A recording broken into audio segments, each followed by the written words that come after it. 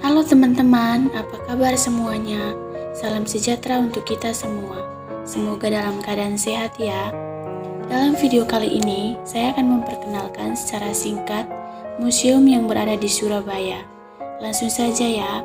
Yang pertama yaitu Monumen Kapal Selam atau biasa disebut dengan KRI Pasopati 410. Singkat sejarah kapal selam, Monumen Kapal Selam adalah sebuah museum kapal selam yang terdapat di Embong Kaliasin, Genteng, Surabaya.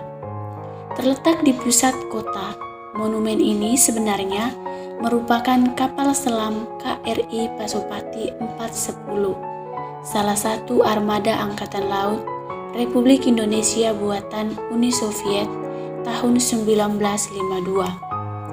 Kapal selam ini pernah melibatkan dalam pertempuran Laut Aru untuk membebaskan Irian Barat dari pendudukan Belanda.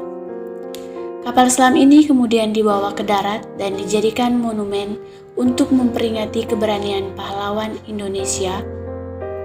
Monkasil berada di Jalan Pemuda, tepat di sebelah Plaza Surabaya. KRI Pasopati memiliki 7 ruangan di dalamnya, yakni yang pertama, ruang untuk haluan dan penyimpanan 4 torpedo propeller. Dan yang kedua, ruang komandan. Yang ketiga, jembatan utama. Yang keempat, ruang awak kapal. Yang kelima, ruang untuk mesin diesel. Yang keenam, kamar mesin listrik. Yang ketujuh, ruang torpedo untuk bagian buritan.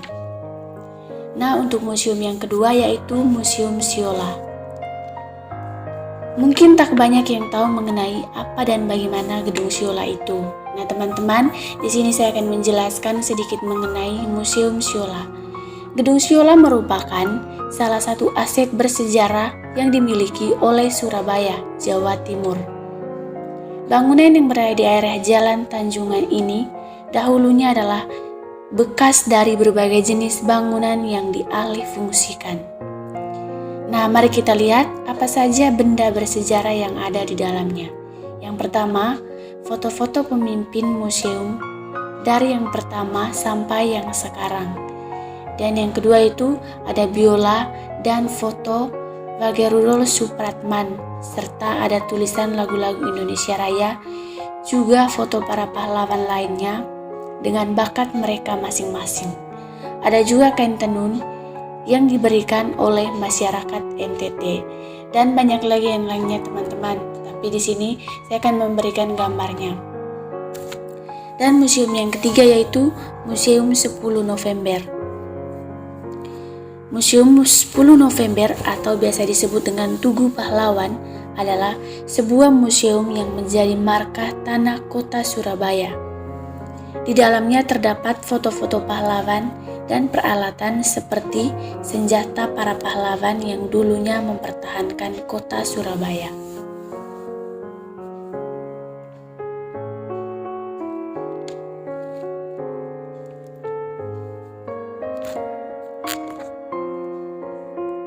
Dan yang keempat yaitu Host Djokroaminoto. Sebelum menjadi proklamator, Presiden Soekarno pernah ngekos di daerah Surabaya, tepatnya di rumah Host Djokroaminoto. Hingga sekarang, rumah Host Djokroaminoto masih berdiri dan dijadikan sebuah museum di kota Surabaya. Kita pun dapat melihat kamar kosan yang dulu pernah didiami oleh Presiden Soekarno. Teman-teman, di sini akan saya perlihatkan foto-foto kosan yang pernah didiami oleh Presiden Soekarno. Yang pertama dari tampak depan rumah.